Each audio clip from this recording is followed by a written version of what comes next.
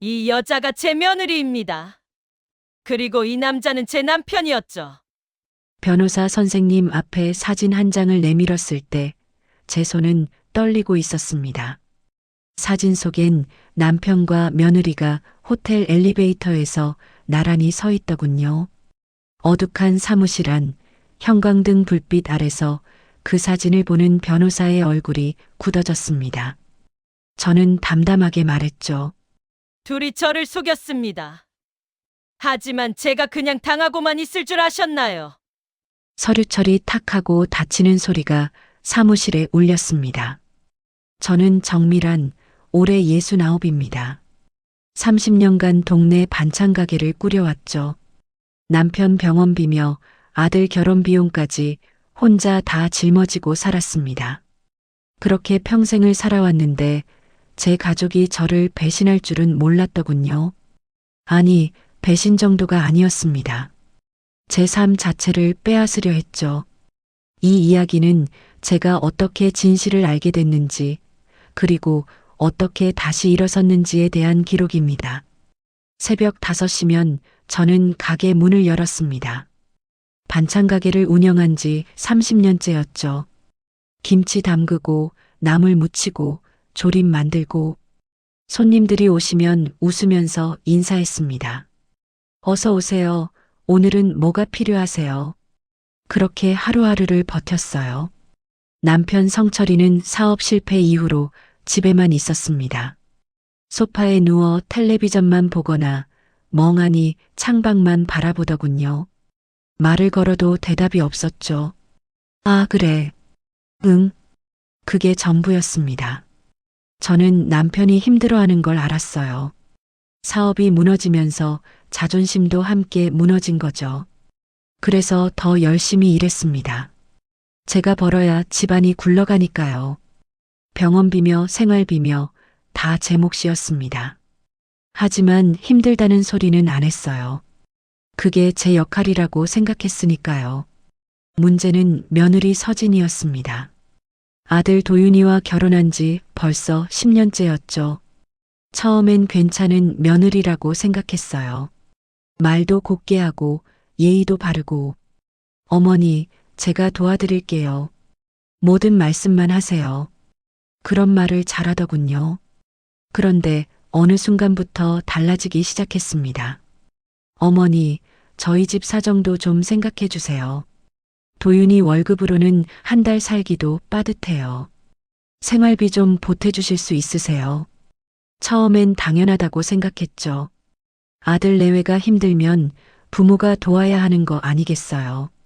그래서 통장에서 돈을 빼서 건네주곤 했습니다. 하지만 점점 요구가 잦아졌어요. 한 달에 한 번이던 게 보름에 한 번이 되고 일주일에 한 번이 되더군요. 어머니, 이번 달엔 병원비가 많이 나왔어요. 어머니, 차 수리비 좀 보태주실 수 있으세요? 어머니, 애들 학원비가. 저는 그때마다 돈을 줬습니다. 가게를 운영하면서 모아둔 돈이 조금씩 줄어들었죠. 하지만 뭐라고 할 수가 없었어요. 아들 가정이 무너지는 걸 볼 순 없었으니까요. 그런데 서진이 하는 말들이 점점 이상해지기 시작했습니다. 어느 날 서진이 가게에 들렀어요.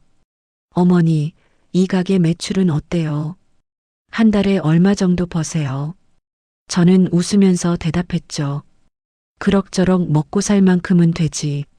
서진이 주변을 둘러보더니 물었습니다. 그런데 이 건물은 누구 거예요? 임대예요? 아니면 어머니 소유예요? 내 거야. 오래전에 돈 모아서 샀지. 서진의 눈빛이 순간 반짝였습니다. 아, 그러시구나. 그럼 건물 관리는 어떻게 하세요? 세입자들도 계시잖아요. 저는 별 생각 없이 대답했어요. 그냥 세 받고 수리할 거 있으면 수리하고 뭐 특별한 건 없어. 서진이 고개를 끄덕이더니 말했죠. 나중에 힘드시면 제가 도와드릴게요. 관리 같은 거 복잡하잖아요.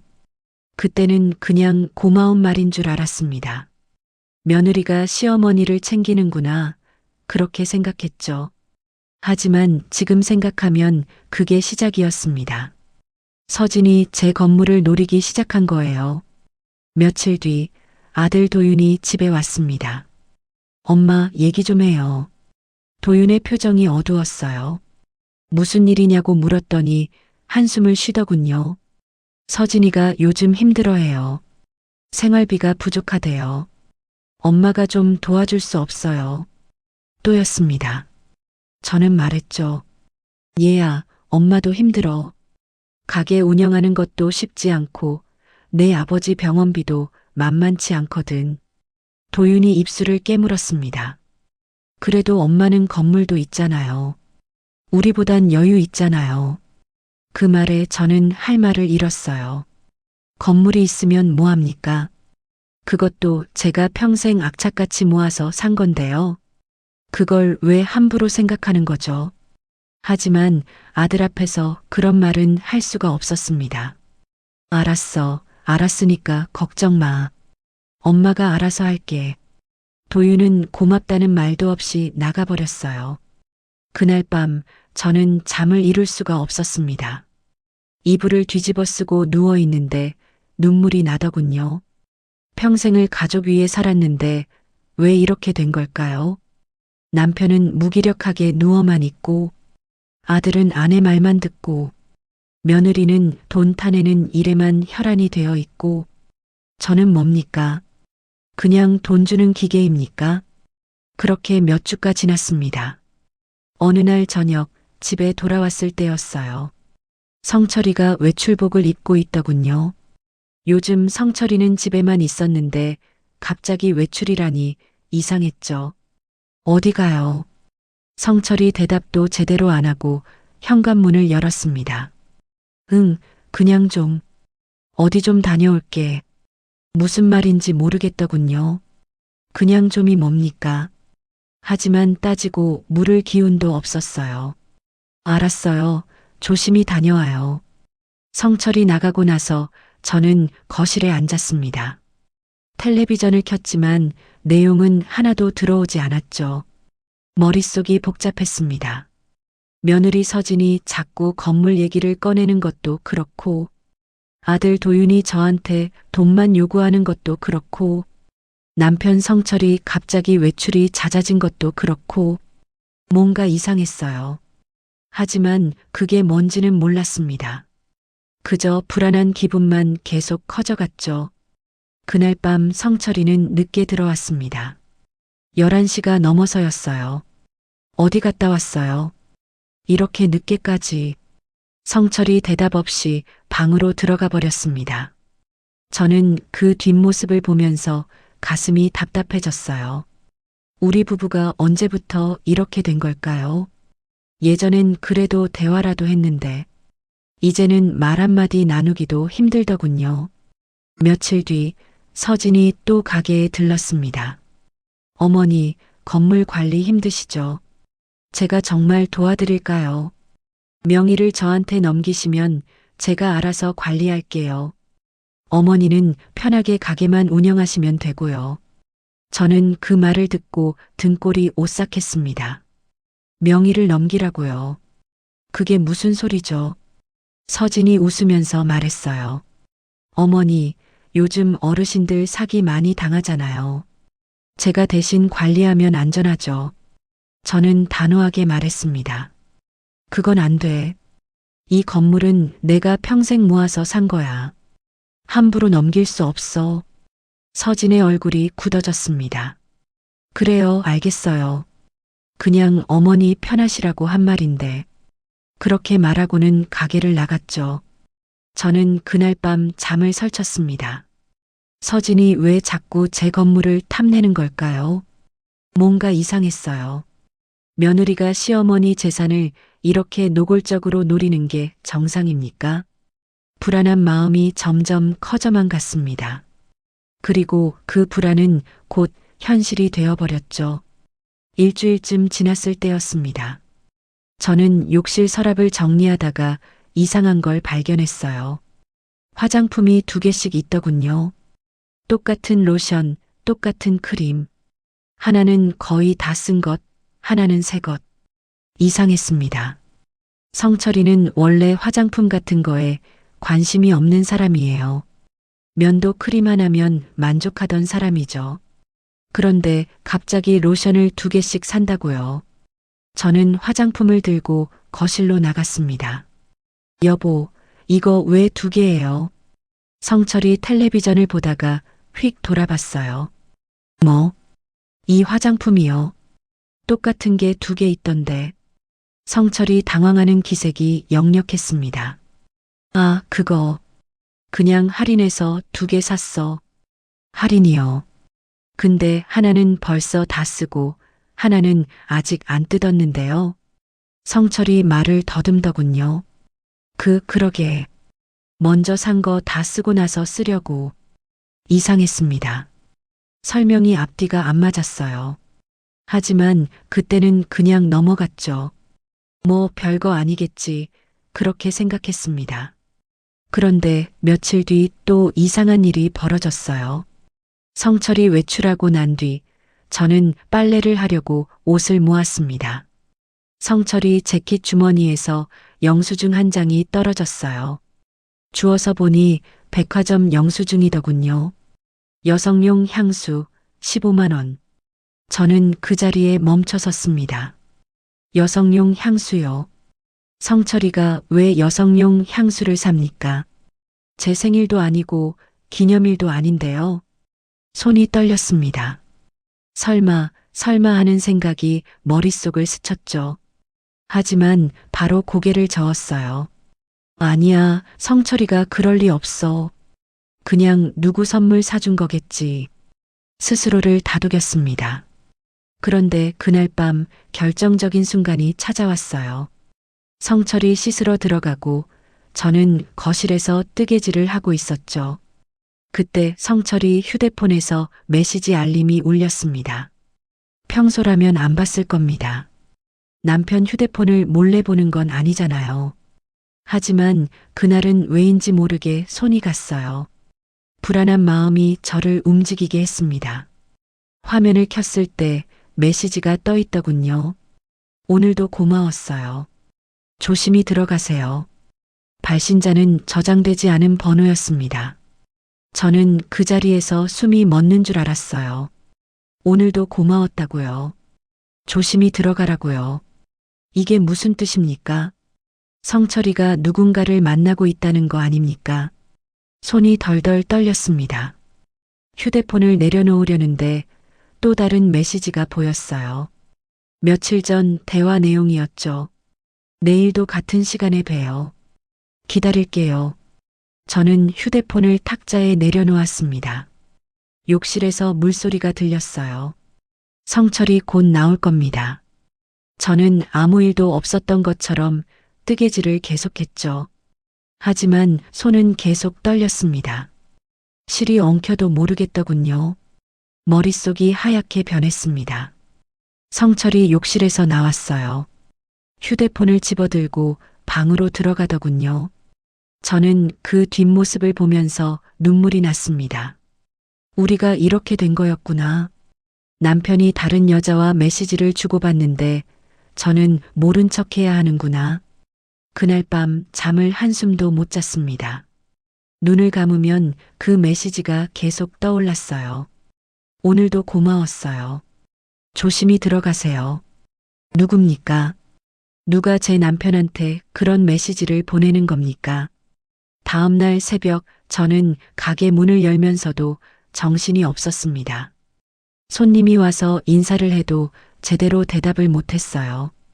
미란 씨, 괜찮아요. 안색이 안 좋은데. 단골 손님이 걱정스럽게 물었죠.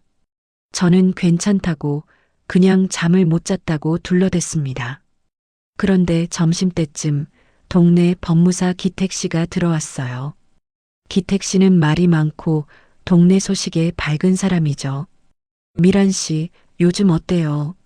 장사는 잘 되고. 저는 적당히 대답했습니다.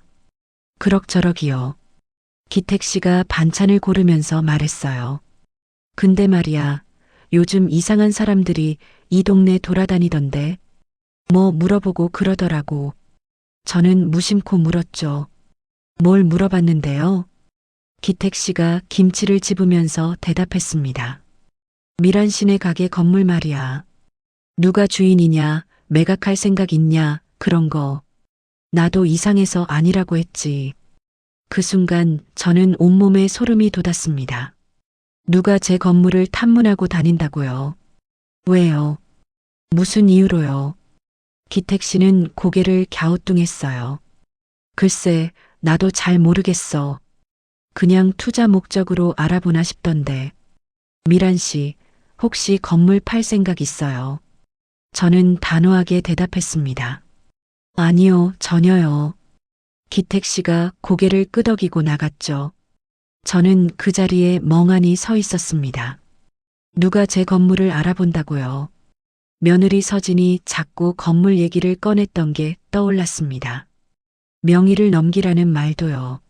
설마 서진이가요? 아니, 그럴 리가 없죠.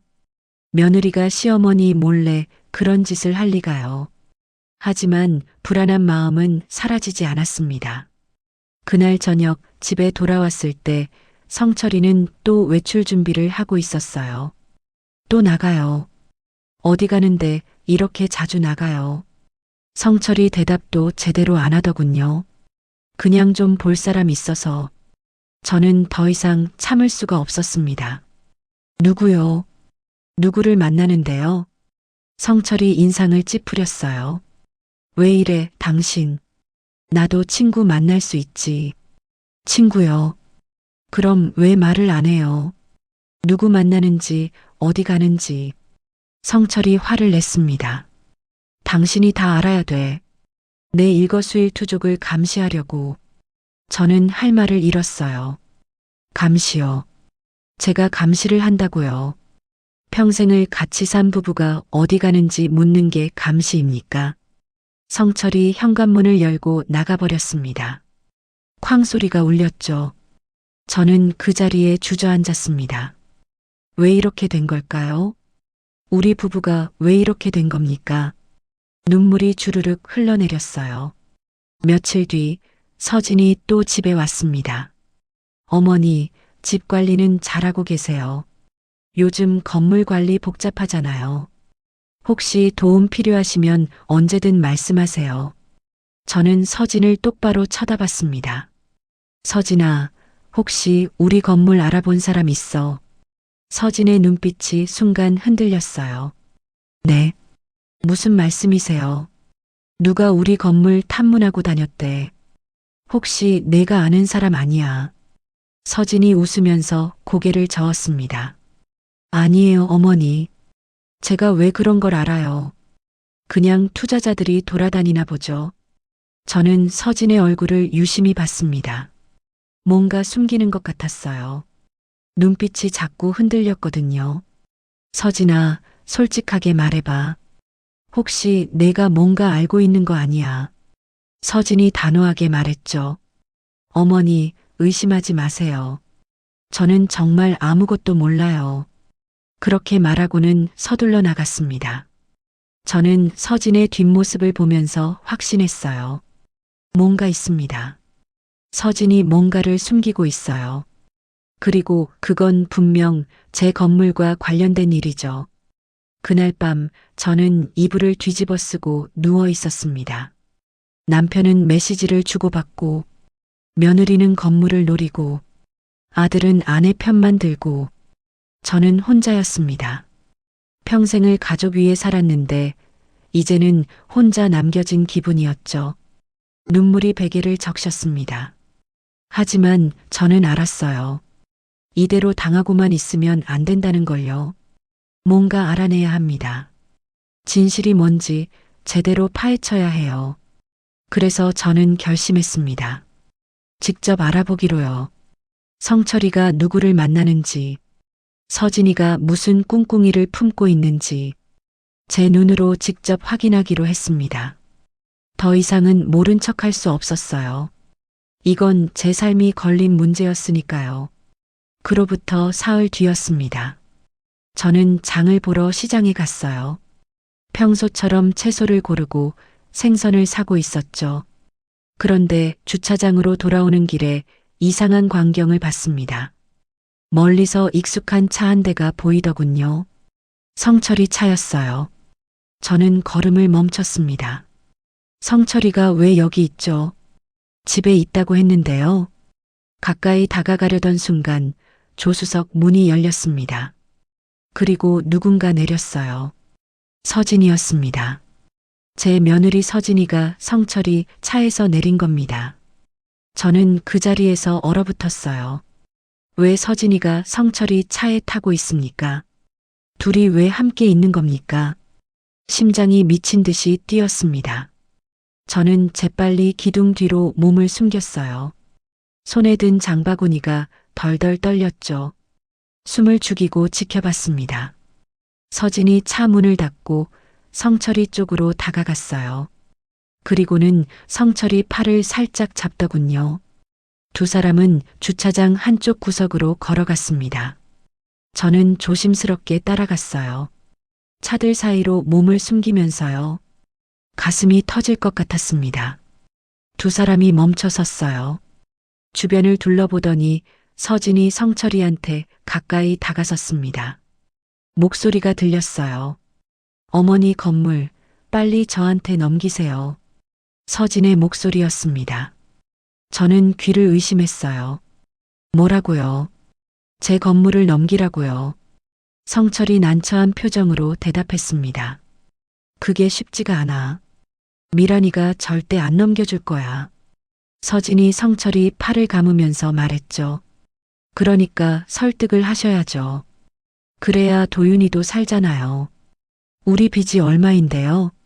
저는 그 자리에서 숨이 멎는 줄 알았습니다. 도윤이도 살잖아요. 무슨 뜻입니까? 아들한테 무슨 빚이 있다는 겁니까? 성철이 한숨을 쉬었어요. 알았어, 알았으니까. 내가 한번 얘기해 볼게. 서진이 만족스럽게 웃더군요. 고마워요. 역시 믿을 사람은 아버님밖에 없어요. 그리고는 성철이 손을 꼭 잡았습니다. 저는 그 장면을 보면서 다리에 힘이 풀렸어요. 기둥을 붙잡지 않았으면 그대로 주저앉았을 겁니다. 손에 든 장바구니에서 뭔가 떨어지는 소리가 났죠. 두 사람이 휙 돌아봤습니다. 저는 재빨리 차 뒤로 숨었어요. 심장이 터질 듯 뛰었습니다. 서진의 목소리가 들렸어요. 뭐 떨어진 것 같은데요? 성철이 대답했습니다. 아무것도 없네. 그냥 바람에 뭐 날아간 거겠지. 두 사람은 다시 차 쪽으로 걸어갔어요. 차 시동 소리가 들리더니 곧 사라졌습니다. 저는 한참 동안 그 자리에 서 있었습니다. 다리가 떨려서 움직일 수가 없었어요. 머릿속이 하얘졌습니다. 남편과 며느리가 함께 있었어요. 그것도 제 몰래요. 며느리는 제 건물을 넘기라고 남편을 설득하고 있었죠. 아들 이름까지 들먹이면서요. 도대체 무슨 일입니까? 왜 이런 짓을 하는 겁니까? 저는 간신히 정신을 차리고 차로 돌아왔습니다. 운전대를 잡은 손이 계속 떨렸어요. 시동을 걸었지만 출발할 수가 없었죠. 눈물이 주르륵 흘러내렸습니다. 평생을 함께 산 남편이 저를 배신했어요. 며느리와 짜고 제 재산을 빼앗으려고 했습니다. 얼마나 오래전부터 계획한 걸까요? 둘이 언제부터 이런 짓을 한 겁니까? 저는 핸들에 머리를 기댔습니다. 울음이 터져 나왔어요. 소리내서 울었죠. 주차장에 저밖에 없어서 다행이었습니다. 한참을 울고 나서야 정신이 조금 들었어요. 저는 눈물을 닦고 집으로 향했습니다. 운전하는 내내 머릿속이 복잡했죠. 집에 도착했을 때 성철이는 소파에 누워 있었습니다. 텔레비전을 보고 있더군요. 저는 현관에서 신발을 벗으면서 성철이를 봤어요. 아무렇지도 않은 표정이었습니다. 방금 며느리와 만나고 온 사람 같지 않았죠. 평소처럼 무기력하게 누워 있었어요. 저는 부엌으로 갔습니다. 장바구니를 내려놓으면서 손이 떨렸어요. 성철이가 물었습니다. 장 보고 왔어. 네, 왔어요. 저는 대답하면서 채소를 꺼냈습니다. 아무렇지도 않은 척했죠. 하지만 속은 부글부글 끓어올랐어요. 어떻게 저렇게 태어날 수 있습니까? 방금 며느리랑 제 건물 얘기하고 왔으면서요. 저는 참았습니다. 지금 따지면 안 돼요. 증거가 더 필요합니다. 확실한 증거를 잡아야 해요. 그날 밤 저는 잠을 이룰 수가 없었습니다. 눈을 감으면 주차장 장면이 계속 떠올랐어요. 서진이 성철이 팔을 감던 모습, 건물을 넘기라고 속삭이던 목소리, 모든 게 생생했습니다. 며칠 뒤 도윤이 집에 왔어요. 어머니, 잠깐 얘기 좀 해요. 도윤의 표정이 심각했습니다.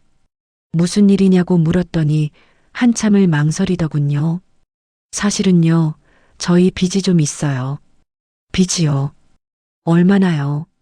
3천만 원이요. 저는 깜짝 놀랐습니다. 3천만 원이라고요. 어디다 쓴 돈이 그렇게 많아요. 도윤이 고개를 숙였어요. 서진이가 사업한다고 투자했는데 다 날렸어요. 이제 채권자들이 독촉하는데 감당이 안 돼요. 저는 할 말을 잃었습니다. 사업 투자요. 그것도 제게 한마디 상의도 없이요. 어머니, 제발 좀 도와주세요. 건물 담보로라도 대출받아서요. 그 순간 모든 퍼즐이 맞춰졌습니다. 서진이가 제 건물을 노린 이유가 바로 이거였어요. 빚을 갚기 위해서였죠. 저는 단호하게 말했습니다. 안 돼. 건물은 절대 안 돼. 도윤이 눈을 크게 떴어요. 어머니, 그럼 저희는 어떡해요? 당장 다음 달에 이자도 못 갚는데요. 저는 차갑게 대답했죠. 그건 내가 알아서 해야지. 왜 나한테 떠넘기니? 도윤의 얼굴이 일그러졌습니다. 어머니도 너무하시네요. 자식이 이렇게 힘든데 모른 척 하시게요. 그렇게 말하고는 화를 내며 나가버렸어요. 저는 그 자리에 멍하니 앉아 있었습니다. 자식이 힘들다고요. 제가 모른 척 한다고요. 아들아, 내가 진짜 힘든 건지 아니. 엄마가 평생 얼마나 힘들게 살았는지는 아니. 눈물이 또 흘러내렸어요. 하지만 이제는 울고만 있을 수 없었습니다. 저는 일어나서 방으로 갔어요. 서랍을 열고 성철이 물건들을 뒤지기 시작했습니다. 뭔가 증거가 더 있을 거예요. 분명히 있을 겁니다. 지갑을 열었더니 영수증 몇 장이 나왔어요. 호텔 커피숍 10만 원, 레스토랑 20만 원. 성철이가 며느리한테 쓴 돈이겠죠. 저는 영수증을 챙겨뒀습니다. 그리고 옷장을 뒤졌어요. 재킷 주머니에서 메모지 한 장이 나왔습니다. 서진이 필체였어요. 건물명의 이전 절차 알아보기. 법무사 상담 예약. 저는 그 메모지를 보면서 온몸에 소름이 돋았습니다. 이미 구체적으로 계획하고 있었던 거예요. 제 건물을 빼앗을 계획을요. 저는 메모지를 사진으로 찍었습니다. 증거를 모아야 해요. 확실한 증거를요. 그날 밤 성철이 돌아왔을 때 저는 아무렇지도 않게 저녁을 차렸습니다. 밥 먹어요. 성철이 식탁에 앉았어요. 저는 반찬을 내오면서 물었습니다. 오늘은 어디 갔다 왔어요? 성철이 대답했죠. 그냥 동네 한 바퀴 돌았어. 거짓말이었습니다. 오늘 성철이는 서진이를 또 만났을 거예요. 제가 모를 거라고 생각하겠죠. 저는 참았습니다. 지금은 참아야 할 때예요. 증거를 더 모아야 합니다. 확실하게 잡아야 해요. 며칠 뒤 저는 성철이를 미행하기로 했습니다. 성철이 외출한 뒤 조용히 뒤따라갔어요. 차를 몰고 뒤에서 따라갔죠. 성철이 차는 시내 쪽으로 향했습니다. 한 카페 앞에 섰어요. 저는 건너편에 차를 세우고 지켜봤습니다. 잠시 뒤 서진이 나타났어요. 둘은 카페 안으로 들어갔습니다. 저는 차에서 내려 카페 창문 너머로 봤어요. 두 사람은 구석자리에 앉아 뭔가 이야기하고 있었죠. 서진이 서류 같은 걸 꺼내서 보여줬습니다. 성철이 고개를 끄덕이더군요. 저는 그 장면을 휴대폰으로 찍었어요. 손이 떨렸지만 셔터를 눌렀습니다. 증거예요. 확실한 증거입니다. 1시간쯤 뒤 두 사람이 카페를 나왔어요. 저는 재빨리 차 안으로 숨었습니다. 성철이 차가 출발했고 서진도 택시를 탔어요. 저는 그제야 한숨을 쉬었습니다. 가슴이 미친 듯이 뛰었어요. 하지만 이제 확신했습니다. 성철이와 서진이 저를 속이고 있다는 걸요. 제 건물을 빼앗으려고 공모하고 있다는 걸요. 저는 집으로 돌아왔습니다. 그리고 찍어둔 사진들을 모두 따로 저장했어요. 영수증도 메모지도 카페 사진도 모든 증거를 모았습니다. 이제 더 이상 참지 않을 겁니다. 진실을 밝힐 때가 왔어요. 그날 이후로 일주일쯤 지났을 때였습니다. 저는 가게에서 저녁 준비를 하고 있었어요. 문을 닫으려던 참이었죠. 그런데 현관 우편함에서 이상한 소리가 났습니다. 뚝 하는 소리였어요. 누군가 뭔가를 넣고 간 것 같았죠. 저는 앞치마를 벗고 현관으로 나갔습니다. 우편함을 열었더니 봉투 하나가 들어있더군요. 발신인 이름도 없고 주소도 없었어요. 그냥 흰 봉투 하나만 덩그러니 있었습니다. 이상했죠. 저는 봉투를 집어들고 안으로 들어왔어요. 거실 소파에 앉아서 봉투를 뜯었습니다. 손이 떨렸어요. 왜인지 모르게 불길한 예감이 들었거든요. 봉투 안에는 사진 한 장이 들어 있었습니다. 저는 사진을 꺼내서 봤어요. 그 순간 숨이 멎었습니다.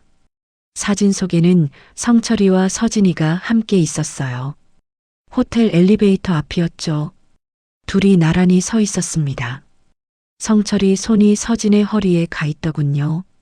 서진은 성철이한테 기대어 있었어요. 저는 사진을 보면서 온몸이 얼어붙었습니다. 이게 뭡니까? 이게 대체 무슨 사진입니까? 손이 덜덜 떨렸어요. 사진이 바닥으로 떨어졌습니다. 저는 그 자리에 주저앉았죠. 머릿속이 하얘졌어요. 호텔이라고요. 둘이 호텔에 함께 갔다는 겁니까? 아무리 생각해도 이해가 안 됐습니다. 며느리와 시아버지가 호텔에요. 그것도 이렇게 친밀하게요. 눈물이 주르륵 흘러내렸습니다. 저는 사진을 다시 집어들었어요. 자세히 봤죠. 엘리베이터 번호판이 보였습니다. 3층이라고 적혀 있더군요. 그리고 뒤쪽으로 호텔 로비가 보였어요. 분명히 호텔이 맞았습니다. 저는 사진 뒷면을 봤어요. 아무것도 적혀 있지 않았죠. 누가 이걸 보낸 걸까요? 왜 저한테 이런 사진을 보낸 겁니까? 그때 현관문이 열리는 소리가 났습니다. 성철이 돌아온 거예요. 저는 황급히 사진을 주머니에 넣었습니다. 눈물을 닦았죠. 다녀왔어. 성철이 신발을 벗으면서 말했어요. 저는 대답도 제대로 못했습니다. 네, 왔어요. 목소리가 떨렸어요. 성철이 거실로 들어오면서 저를 봤습니다. 왜 그래? 안색이 안 좋은데. 아니에요. 괜찮아요. 저는 얼른 부엌으로 갔습니다. 성철이 보는 앞에서 무너질 것 같았거든요. 부엌 싱크대에 손을 짚고 서 있었어요. 눈물이 계속 났습니다. 어떻게 이럴 수가 있습니까? 평생을 함께 산 남편이 며느리와 호텔에 갔어요. 믿을 수가 없었습니다. 며칠 뒤 저는 도윤을 불렀습니다. 얘기할 게 있다고 했죠. 도윤이 퇴근하고 집에 왔어요. 어머니, 무슨 일이에요? 저는 사진을 꺼냈습니다. 도윤 앞에 내밀었죠. 이게 뭐니? 도윤이 사진을 집어들더니 눈을 크게 떴어요. 이게 뭐예요? 내 아버지랑 서진이야. 호텔에서 찍힌 사진이야. 도윤의 얼굴이 굳어졌습니다. 하지만 곧 고개를 저었어요. 어머니, 이건 오해예요. 오해라고요. 사진이 여기 있는데 무슨 오해예요? 도윤이 사진을 내려놓으면서 말했습니다. 요즘 사람들 그냥 스킨십도 하고 그래요. 사진 하나로 뭘 판단하시는 거예요? 저는 할 말을 잃었습니다. 스킨십이라고요. 며느리랑 시아버지가 호텔 엘리베이터에서 스킨십을 한다고요. 도윤아, 내가 지금 무슨 소리 하는지 아니? 도윤이 인상을 찌푸렸어요. 어머니가 요즘 왜 이러세요? 서진이한테 너무 예민하게 구시는 거 아니에요. 저는 도윤을 똑바로 쳐다봤습니다. 예민한 게 아니야. 이건 분명히 이상한 거야. 도윤이 일어섰어요. 저는 못 믿겠어요. 서진이가 그럴 리 없어요. 그렇게 말하고는 나가버렸습니다. 저는 그 자리에 멍하니 앉아 있었어요. 아들마저 저를 믿지 않더군요. 며느리 편을 들었습니다. 평생 키운 자식이 저보다 며느리를 믿는 거예요. 가슴이 찢어지는 것 같았습니다. 저는 사진을 다시 봤어요. 누가 이걸 보냈을까요?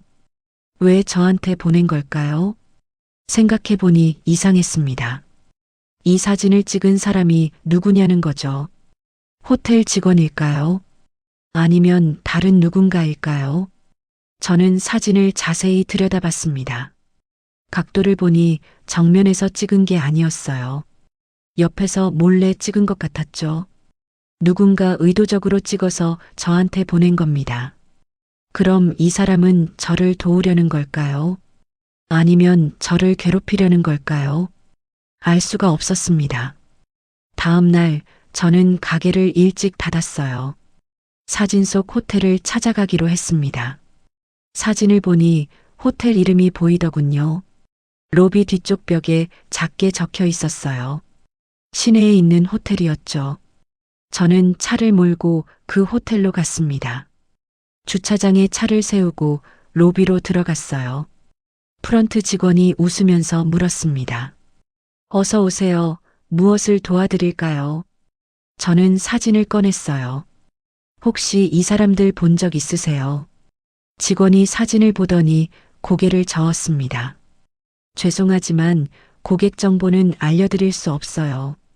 개인정보 보호 때문에요. 저는 간곡히 부탁했죠. 제발요, 이건 제 가족 문제예요. 남편이랑 며느리인데요. 직원이 난처한 표정을 지었습니다. 정말 죄송해요. 저희도 규정이 있어서요. 저는 더 이상 말할 수가 없었어요. 고맙습니다. 그렇게 말하고 로비를 나왔습니다. 로비 소파에 앉았어요. 어떡하죠? 증거는 있는데 아무도 믿지 않습니다. 아들도 남편도 아무도요. 저는 혼자였어요. 완전히 혼자였습니다. 그때 누군가 다가왔습니다. 손님 괜찮으세요? 고개를 드니 청소 직원이 서 있었어요. 나이가 저랑 비슷해 보였죠. 괜찮아요. 그냥 잠깐 앉아 있을게요. 청소 직원이 제 옆에 앉았습니다. 무슨 일 있으세요? 얼굴이 안 좋으신데. 저는 그 직원을 봤어요. 왠지 말하고 싶었습니다. 누군가한테 털어놓고 싶었죠. 사실은요, 남편이 며느리랑 여기 왔던 것 같아서요. 청소 직원이 눈을 크게 떴습니다. 며느리랑요? 네, 사진도 있어요. 저는 사진을 보여줬습니다. 청소 직원이 사진을 보더니 고개를 끄덕였어요. 아, 이분들. 본 것 같은데요. 저는 깜짝 놀랐습니다. 정말요? 언제 봤어요? 일주일쯤 전이었던 것 같아요. 3층에서 봤거든요. 커피숍에서 오래 앉아 계시더라고요. 저는 가슴이 철렁했습니다.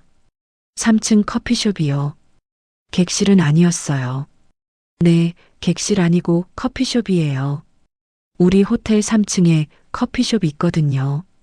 저는 안도의 한숨을 쉬었습니다. 객실이 아니라 커피숍이었어요. 그래도 여전히 이상하긴 했죠.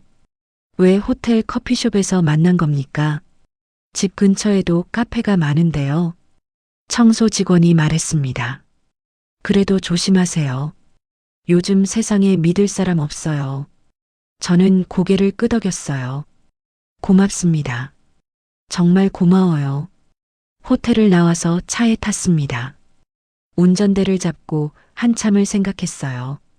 객실은 아니었지만 여전히 의심스러웠습니다. 둘이 왜 호텔에서 만난 걸까요? 그것도 제 몰래요. 분명히 뭔가 숨기는 게 있어요. 집으로 돌아오는 길에 저는 결심했습니다. 더 이상 기다릴 수 없다고요. 직접 따져 물어야겠다고요. 그날 밤 성철이 집에 돌아왔을 때 저는 거실에 앉아 있었습니다. 사진을 손에 들고 있었죠. 성철이 신발을 벗다가 저를 봤어요. 왜 그렇게 앉아 있어? 저는 사진을 내밀었습니다. 이게 뭐예요? 성철이 사진을 보더니 얼굴이 굳어졌습니다. 이건 누가 보냈어요? 우편함에 들어 있었어요. 발신인도 없이요. 성철이 사진을 내려놓았습니다. 당황하는 기색이 역력했죠. 이건 오해야. 오해라고요. 그럼 설명해 보세요. 왜 서진이랑 호텔에 갔어요? 성철이 말을 더듬었습니다. 그게 그러니까 서진이가 상담할 게 있다고 해서. 상담이요. 호텔에서요. 왜 집에서 안 하고 호텔에서 해요? 성철이 대답을 못했습니다. 그냥 말문이 막힌 채 서 있었어요. 저는 일어섰습니다. 당신 지금 거짓말하고 있죠? 서진이랑 뭔가 꾸미고 있는 거 맞죠? 성철이 고개를 저었어요. 아니야, 정말 아무것도 아니야. 그럼 왜 이렇게 숨겨요? 왜 말을 안 해요? 성철이 한숨을 쉬었습니다. 그냥 복잡한 일이 있어서 그래. 말할 수 없어. 말할 수 없다고요. 저는 웃음이 나왔습니다. 평생을 함께 산 부부인데 말할 수 없는 일이 있어요. 며느리한테는 말하면서 아내한테는 말 못해요. 성철이 아무 말도 못했습니다. 저는 방으로 들어가 버렸어요. 문을 닫고 침대에 앉았습니다. 눈물이 또 흘러내렸죠. 이제 확실해졌습니다. 성철이와 서진이 분명히 뭔가를 숨기고 있어요. 제 건물을 빼앗으려는 것뿐만 아니라 다른 것도 있는 겁니다. 저는 이불을 끌어안고 울었어요. 평생을 함께 산 사람이 저를 이렇게 배신할 줄은 몰랐습니다. 그것도 며느리와 함께요. 다음 날 아침 저는 일찍 일어났습니다. 성철이는 아직 자고 있었어요. 저는 조용히 집을 나왔죠. 가게로 가는 대신 법무사 기택 씨 사무실로 갔습니다. 기택 씨가 저를 보고 놀랐어요. 미란 씨, 이 아침 일찍 웬일이에요? 저는 사진을 꺼냈습니다. 기택 씨, 이거 좀 봐주세요. 기택 씨가 사진을 보더니 눈을 크게 떴습니다. 이거 성철이 씨랑 며느리 아니에요. 맞아요. 호텔에서 찍힌 건데요. 기택 씨가 고개를 저었어요. 이거 심각한데요. 저는 물었습니다. 법적으로 뭔가 할 수 있을까요? 기택 씨가 생각하더니 말했죠. 일단 증거를 더 모아야 해요. 사진 한 장으론 부족해요. 저는 고개를 끄덕였습니다. 알겠어요. 증거를 더 모을게요. 기택 씨가 진지하게 말했습니다. 미란 씨, 조심하세요. 이건 단순한 문제가 아닌 것 같아요. 저는 사무실을 나왔어요. 증거를 더 모아야 합니다. 확실한 증거를요. 이제 더 이상 물러설 수 없었습니다. 제 삶을 지켜야 해요. 제 재산을 지켜야 합니다. 그리고 무엇보다 진실을 밝혀야 해요. 성철이와 서진이 도대체 무슨 짓을 하고 있는지요. 그날부터 저는 본격적으로 증거를 모으기 시작했습니다. 더 이상 눈물만 흘리고 있을 수는 없었어요. 제 삶을 지키려면 싸워야 했죠. 첫 번째로 한 일은 성철이 카드 사용 내역을 확인하는 거였습니다. 다행히 저도 부부 카드로 조회할 수 있었어요. 집에서 컴퓨터를 켜고 은행 사이트에 접속했죠. 성철이 외출한 사이였습니다. 손이 떨렸어요. 뭐가 나올지 몰라서 두려웠거든요. 하지만 확인해야 했습니다. 카드 내역이 쭉 떴어요. 저는 천천히 내려가면서 하나하나 봤습니다. 그리고 이상한 점들을 발견했죠. 호텔 커피숍 15만 원, 레스토랑 20만 원, 백화점 30만 원, 모두 최근 한 달 사이 사용 내역이었습니다. 성철이가 혼자 쓰기엔 너무 큰 금액이었어요. 저는 화면을 캡처했습니다. 하나하나 저장했죠. 날짜도 장소도 금액도 전부요. 그리고 영수증함을 뒤졌습니다. 성철이 지갑에 있던 영수증들을 이미 챙겨뒀었죠. 하나씩 펼쳐서 봤어요. 어떤 영수증에는 메뉴가 2개씩 적혀 있었습니다. 커피 2잔, 케이크 2조각. 분명히 누군가와 함께 간 거예요. 서진이겠죠. 저는 영수증을 날짜별로 정리했습니다. 파일에 넣어서 보관했어요. 그 다음은 성철이 휴대폰이었습니다. 하지만 이건 쉽지 않았어요. 성철이 요즘 휴대폰을 절대 내려놓지 않거든요. 화장실 갈 때도 들고 가고 자러 갈 때도 가져갔죠. 저는 기회를 노렸습니다. 며칠을 기다렸어요. 그러던 어느 날 저녁 기회가 왔습니다. 성철이 샤워를 하러 들어갔어요. 휴대폰을 거실 소파에 두고요. 저는 재빨리 휴대폰을 집어들었습니다. 손이 떨렸죠. 욕실에서 물소리가 들렸어요. 시간이 많지 않았습니다. 화면을 켰더니 비밀번호를 물어봤어요. 저는 성철이 생일을 입력했습니다. 틀렸어요. 저희 결혼기념일을 입력했죠. 그것도 틀렸습니다. 마지막으로 도윤이 생일을 입력했어요. 화면이 열렸습니다. 저는 재빨리 메시지함을 열었죠. 서진이한테 온 메시지들이 있었어요. 오늘 만날 수 있어요. 아버님, 서류 준비됐어요. 내일 법무사 만나요. 저는 숨이 멎는 줄 알았습니다. 법무사를 만난다고요. 서류가 준비됐다고요. 더 내려가 봤어요. 성철이가 보낸 메시지도 있었습니다. 알았어. 내가 알아서 할게. 미란이한테는 말하지 마. 저는 그 순간 온몸에 소름이 돋았습니다. 제 이름이 나왔어요. 저한테 말하지 말라고요. 뭘 말하지 말라는 겁니까? 욕실 문이 열리는 소리가 났습니다. 저는 황급히 휴대폰을 제자리에 놓았어요. 부엌으로 뛰어갔죠. 싱크대 앞에서 설거지하는 척했습니다. 가슴이 터질 듯 뛰었어요. 성철이 거실로 나왔습니다. 휴대폰을 집어들더니 방으로 들어가더군요. 저는 그제야 한숨을 쉬었습니다. 손에서 땀이 났어요. 하지만 중요한 정보를 얻었습니다. 법무사를 만난다는 것, 서류가 준비됐다는 것. 분명히 제 건물과 관련된 일이에요. 다음 날 저는 서진의 움직임을 살폈습니다. 서진이 자주 가는 카페가 있었어요. 집 근처 카페였죠. 저는 그 카페 건너편 벤치에 앉아서 기다렸습니다. 1시간쯤 지났을 때 서진이 나타났어요. 카페로 들어가더군요. 저는 조심스럽게 다가갔습니다. 카페 창문 너머로 서진을 봤어요. 서진은 노트북을 펴놓고 뭔가 작업하고 있었죠. 저는 카페 안으로 들어갔습니다.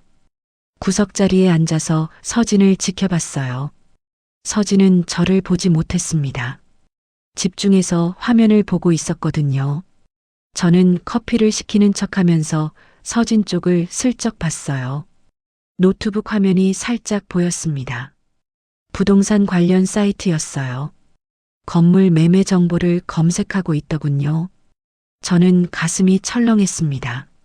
제 건물을 팔 생각을 하고 있는 거예요. 서진이 전화를 받았습니다. 네, 저예요. 건물 시세 나왔어요. 예상보다 높네요. 저는 그 말을 듣고 자리에서 일어났어요. 더 이상 들을 수가 없었습니다. 카페를 나와서 차에 탔죠. 운전대를 붙잡고 한참을 앉아 있었습니다. 제 건물을 팔려고 시세까지 알아보고 있었어요. 제 허락도 없이요. 저는 집으로 돌아왔습니다. 그리고 성철이 서재를 뒤지기 시작했죠. 성철이는 외출한 상태였어요. 시간이 많지 않았습니다. 서랍을 하나씩 열어봤어요. 서류들이 가득했죠. 오래된 계약서, 영수증, 각종 문서들. 저는 꼼꼼하게 하나씩 확인했습니다. 그러다가 맨 아래 서랍에서 이상한 서류를 발견했어요. 건물명의 이전 관련 서류였습니다. 아직 작성은 안 됐지만 양식이 프린트되어 있었죠. 그리고 메모지가 함께 있었어요. 서진이 필체였습니다. 명의 이전 절차 1. 등기부등본 발급 2. 인감증명서 준비 3. 법무사 상담 예약 4. 미란 씨 설득.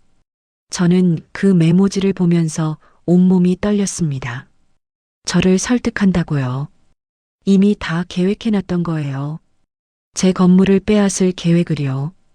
저는 메모지를 사진으로 찍었습니다. 서류도 전부 찍었죠. 그리고 원래 자리에 다시 넣어뒀어요. 성철이가 눈치채면 안 되니까요. 며칠 뒤 저는 법무사 기택 씨를 다시 찾아갔습니다.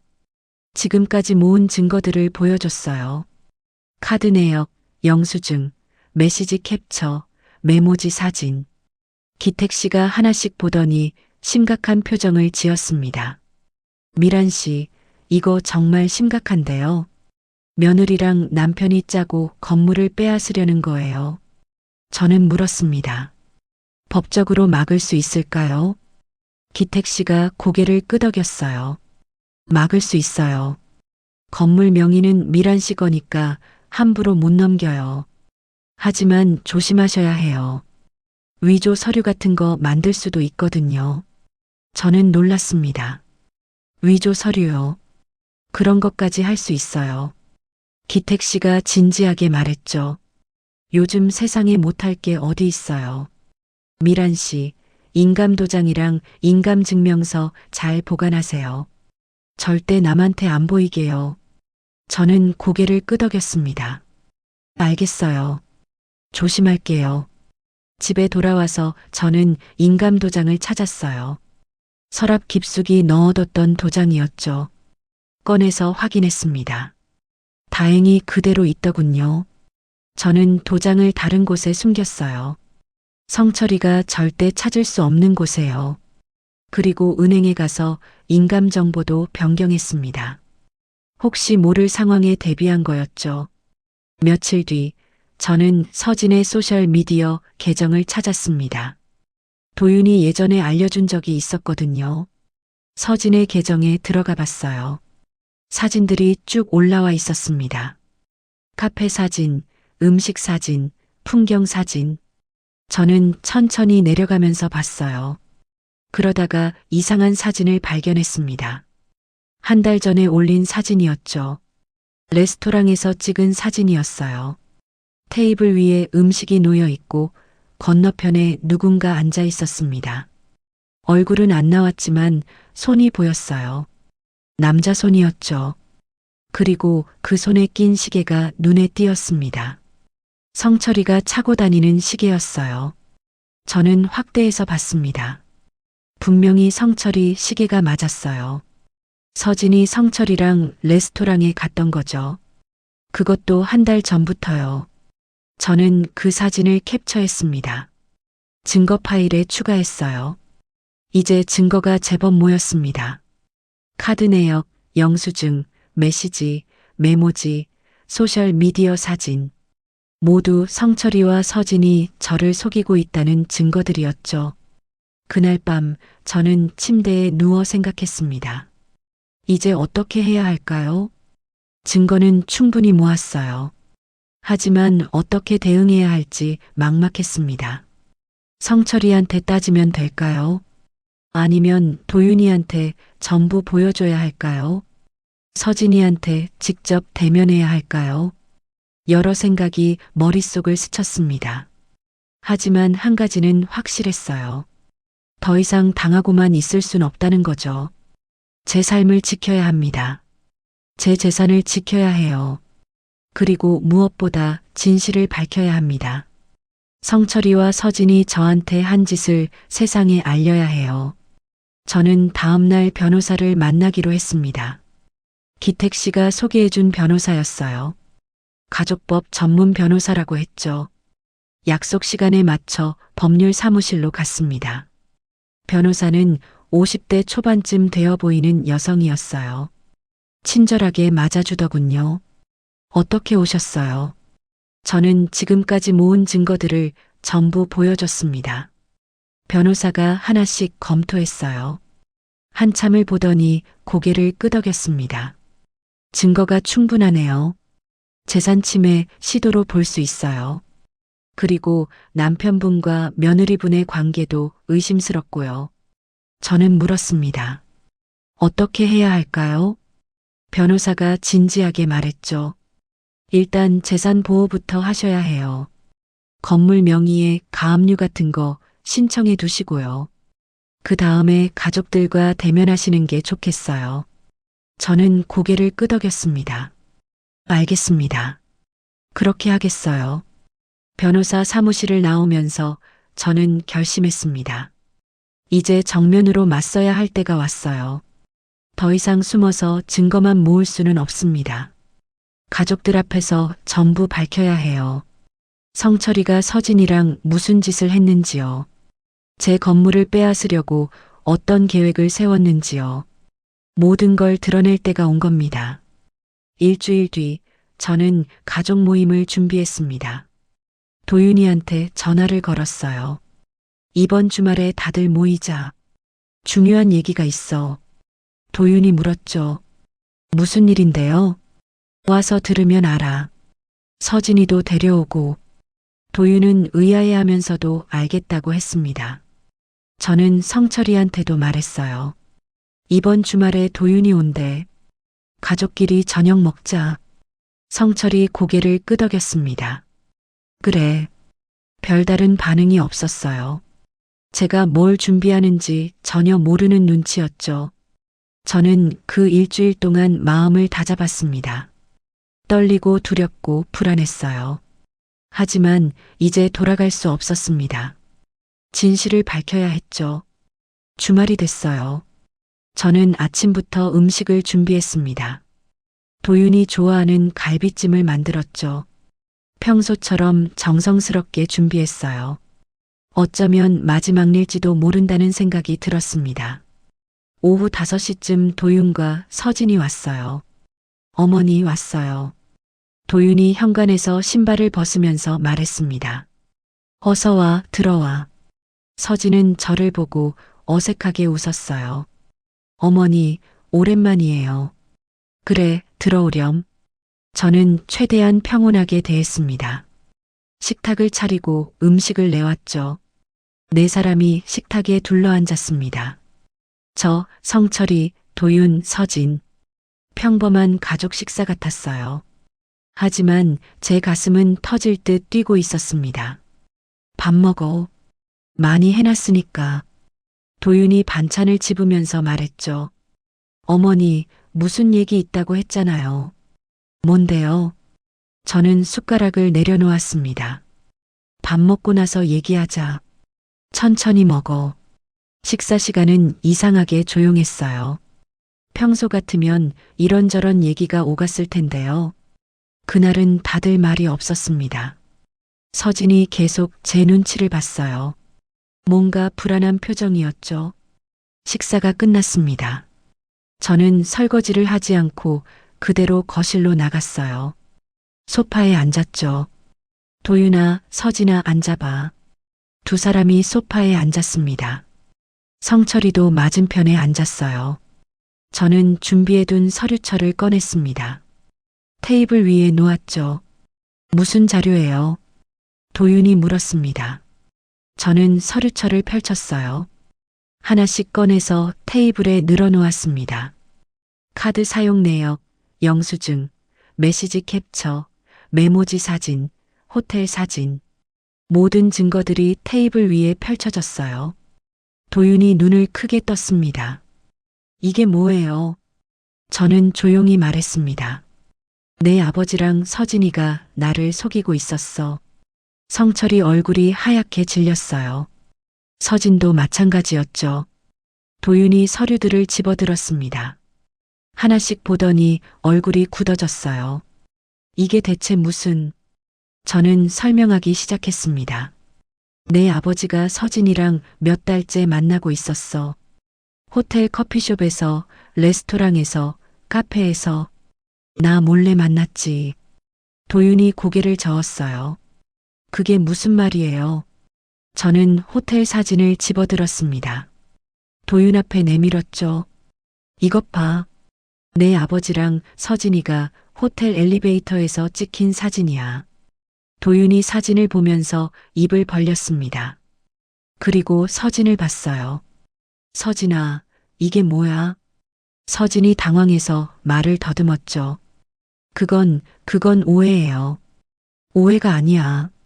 저는 메모지 사진을 내밀었습니다. 이것도 봐.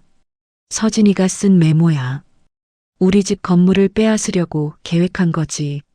서진의 얼굴이 창백해졌어요. 손이 떨리더군요. 어머니, 그건... 저는 서진의 말을 끊었습니다. 명예 이전 절차, 법무사 상담 예약, 나를 설득하라고 적혀 있어. 내가 직접 쓴 거지. 서진이 입술을 깨물었어요. 대답을 못하더군요. 도윤이 서진을 쳐다봤습니다. 서진아, 정말이야. 정말 이런 짓을 한 거야. 서진이 도윤 뒤로 몸을 숨겼어요. 도윤아, 들어봐. 사정이 있었어. 무슨 사정이요? 저는 차갑게 물었습니다. 남의 재산을 빼앗을 사정이 뭔데요? 서진이 울먹이기 시작했어요. 어머니가 저를 싫어하셔서 그래요. 저를 며느리로 안 받아주시잖아요. 저는 웃음이 나왔습니다. 내가 널 싫어한다고요. 그래서 내 건물을 빼앗으려고 한 거예요. 서진이 고개를 숙였어요. 눈물을 흘리더군요. 하지만 저는 속지 않았습니다. 저 눈물이 거짓이란 걸 알았어요. 저는 성철이를 봤습니다. 당신도 한마디 해봐요. 성철이 고개를 떨구고 있었어요. 입을 열지 않았죠. 왜 말이 없어요? 며느리랑 짜고 나를 속인 게 맞잖아요. 성철이 한숨을 쉬었습니다. 그리고 떨리는 목소리로 말했어요. 미안해. 저는 그 말에 화가 치밀었습니다. 미안하다고요. 그게 다예요. 성철이 고개를 들었어요. 눈가에 눈물이 맺혀 있었죠. 나도 어쩔 수 없었어. 서진이가 계속 졸라서. 도윤이 빚이 많다고, 건물만 넘기면 다 해결된다고. 저는 성철이를 똑바로 쳐다봤습니다. 그래서 나를 배신한 거예요. 평생을 함께 산 아내를 배신한 거예요. 성철이 아무 말도 못했습니다. 도윤이 머리를 감싸쥐었어요. 이게 대체 무슨 일이야? 아버지, 정말 이런 짓을 하신 거예요. 성철이 고개를 끄덕였습니다. 미안하다. 도윤아, 정말 미안해. 도윤이 일어섰어요. 화가 난 표정이었죠. 어떻게 이럴 수가 있어요? 어머니한테 어떻게 이럴 수가 있냐고요. 서진이 도윤 팔을 붙잡았습니다. 도윤아, 내 말 좀 들어봐. 우리 빚이 얼마인지 알아? 3천만 원이야. 저는 차갑게 말했죠. 빚이 있으면 정직하게 갚아야죠. 남의 재산을 훔쳐서 갚으면 안 되는 거예요. 서진이 저를 쳐다봤습니다. 눈빛이 날카로워졌어요. 어머니는 건물도 있고 가게도 있잖아요. 우리한테 좀 나눠주면 안 돼요. 저는 그 말에 기가 막혔습니다. 나눠주라고요. 내가 평생 모은 재산을 왜 나눠줘야 하는데요? 서진이 목소리를 높였어요. 도윤이도 어머니 아들이잖아요. 당연히 물려받을 권리가 있죠. 저는 일어섰습니다. 물려받을 권리요. 훔쳐가는 건 권리가 아니야. 서진아, 내가 한 짓은 범죄예요. 서진의 얼굴이 일그러졌어요. 어머니가 저한테 편집증 있으신 거예요. 저를 싫어해서 이러는 거잖아요. 저는 차분하게 말했습니다. 편집증이 아니에요. 증거가 다 있잖아. 내가 한 짓이 전부 여기 있어. 저는 서류들을 가리켰습니다. 서진이 할 말을 잃었어요. 그때 성철이 입을 열었습니다. 사실은 성철이 목소리가 떨렸어요. 사실은 내가 서진이한테 속았어. 모두가 성철이를 봤습니다. 성철이 계속 말했죠. 서진이가 투자한다고 했어. 좋은 사업이 있다고. 건물을 담보로 대출받으면 큰 돈을 벌 수 있다고. 나는 믿었어. 도윤이 빚도 갚고 우리 가족이 잘 살 수 있을 거라고 생각했지. 그래서 미란이 몰래 서진이랑 만났어. 법무사도 만나고 서류도 준비했어. 하지만 성철이 고개를 떨궜습니다. 하지만 나중에 알았어. 서진이가 그 돈을 다 날렸다는 걸. 사업 투자가 아니라 도박에 쓴 거야. 도윤이 충격받은 표정으로 서진을 봤어요. 서진아, 도박이라고. 서진이 고개를 저었습니다. 아니야, 도윤아. 아버님이 거짓말하시는 거야. 성철이 소리쳤어요. 거짓말이 아니야. 내가 나한테 돈 받아서 경마장에 쓴 거 다 알아. 카지노에도 갔었지. 서진의 얼굴이 새하얗게 변했습니다. 입을 벌리고 있었지만 말이 나오지 않았어요. 도윤이 주저앉았습니다. 이럴 수가. 서진아, 정말이야. 서진이 울음을 터뜨렸어요. 도윤아, 미안해. 나도 어쩔 수 없었어. 빚을 갚으려고 했는데 계속 잃었어. 도윤이 고개를 저었습니다. 믿을 수가 없어. 저는 그 광경을 지켜봤습니다. 가슴이 아팠어요. 하지만 이제 모든 진실이 밝혀졌습니다. 서진이 저희 가족을 속였던 거예요. 성철이도 도윤이도 저도요. 저는 조용히 말했습니다. 이제 끝이에요. 서진아, 넌 이 집에서 나가야 해. 서진이 저를 쳐다봤어요. 어머니, 더 이상 어머니라고 부르지 마요. 나는 내 시어머니가 아니야. 도윤이 일어섰습니다. 어머니, 잠깐만요. 저는 도윤을 봤어요. 도윤아, 넌 선택해야 해. 엄마를 택할 거야, 서진이를 택할 거야. 도윤이 입술을 깨물었습니다.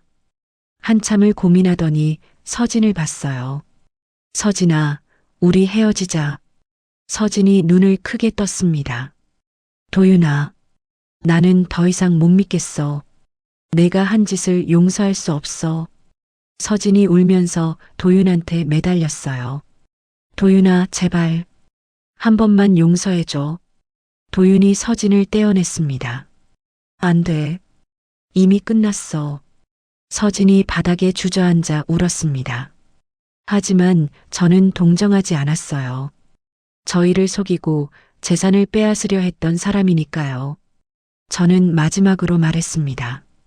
내일까지 짐 싸서 나가요. 그리고 다시는 우리 앞에 나타나지 마요. 서진이 고개를 들었어요. 눈물 범벅이 된 얼굴로 저를 봤죠. 하지만 저는 눈길도 주지 않았습니다. 돌아서서 방으로 들어갔어요. 문을 닫고 침대에 앉았습니다. 온몸이 떨렸어요. 하지만 해냈습니다. 진실을 밝혀냈어요. 이제 새로운 시작을 할 수 있을 것 같았습니다. 다음 날 아침 저는 변호사 사무실로 향했습니다. 모든 증거를 가방에 담아서 들고 갔죠. 변호사가 저를 맞아주었어요.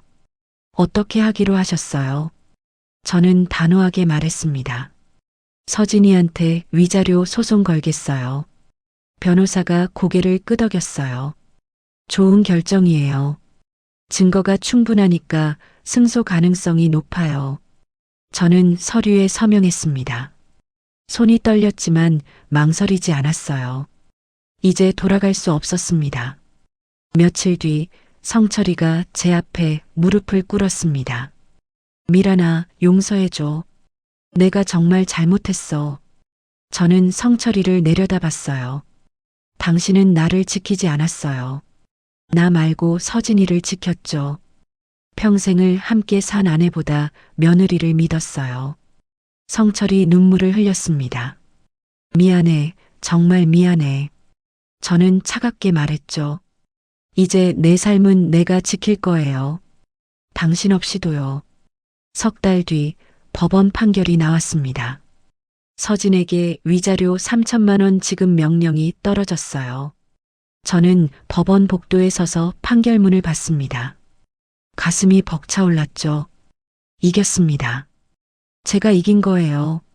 서진은 법정을 나가면서 저를 쳐다봤어요. 원망 가득한 눈빛이었죠. 하지만 저는 흔들리지 않았습니다. 도윤이 제 옆으로 왔어요. 어머니, 정말 죄송해요. 제가 제대로 보지 못했어요. 저는 도윤의 어깨를 두드렸습니다. 이제 알았으면 됐어. 앞으로 잘하면 되지. 도윤이 눈물을 흘렸어요. 저는 도윤을 안아줬습니다. 그날 오후 저는 반찬 가게로 돌아왔어요. 유리문에 새 스티커를 붙였습니다. 새로운 시작. 그 글자를 보면서 저는 미소 지었죠. 정말 새로운 시작이에요. 평생 남을 위해서만 살았는데 이제는 저를 위해 살 겁니다. 며칠 뒤 성철이 집을 나갔어요. 도윤이 모시고 간다고 했죠. 저는 말리지 않았습니다. 그게 맞는 것 같았어요. 혼자가 됐지만 외롭지 않았습니다. 오히려 홀가분했죠. 더 이상 누군가 눈치 볼 필요가 없었으니까요. 어느 날 저녁 저는 가게 문을 닫고 집으로 돌아왔어요. 거실에 앉아서 차를 마셨습니다. 조용했지만 평온했죠. 이게 진짜 제 삶이구나 싶었습니다. 속임은 깊을수록 아프더군요. 하지만 정말 무너뜨리는 건 침묵이었어요. 저는 더 이상 침묵하지 않기로 했습니다. 제 목소리를 내기로 했죠. 그리고 제 삶을 지키기로 했습니다. 69의 나이에 다시 시작하는 거예요. 늦지 않았습니다. 아직 할 수 있는 게 많아요. 저는 창밖을 바라봤습니다. 해가 지고 있었어요. 하지만 내일이면 또 해가 뜰 겁니다.